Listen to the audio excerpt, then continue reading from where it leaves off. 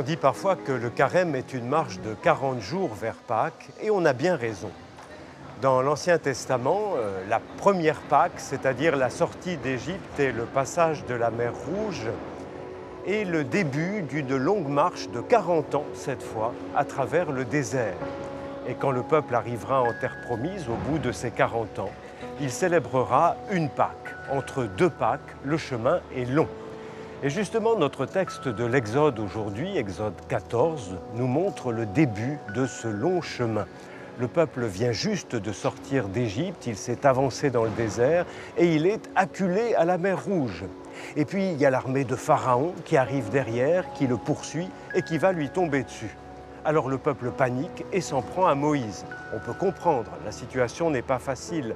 Mais quand même, le peuple a déjà fait l'expérience de Dieu. Il a été déjà délivré par lui puissamment de la servitude égyptienne. Il sait qu'il y a un Dieu qui est là avec lui. Donc le peuple s'en prend à Moïse et lui dit « Mais c'était quand même mieux hier en Égypte. On servait les Égyptiens, on savait où on était, c'était mieux tout à l'heure. » Pourtant, nous le savons bien, l'Égypte n'est pas un pays de cocagne. Le peuple y subissait une dure servitude et puis il était menacé d'un génocide par Pharaon, il ne faut pas l'oublier. Mais ainsi sont les Hébreux et ainsi sommes-nous bien souvent. Nous rêvons un passé qui n'était pas et nous pronostiquons un avenir dont en fait nous ne savons rien.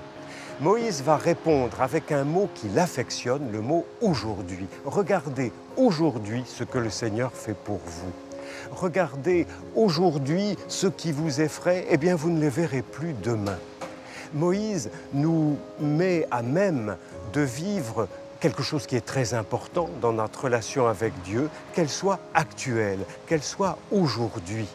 Pendant le carême, on se prive de nostalgie déplacée et on jeûne de prévisions intempestives. On vit aujourd'hui avec Dieu parce que c'est aujourd'hui qu'il nous rejoint, aujourd'hui qu'il fait merveille pour nous.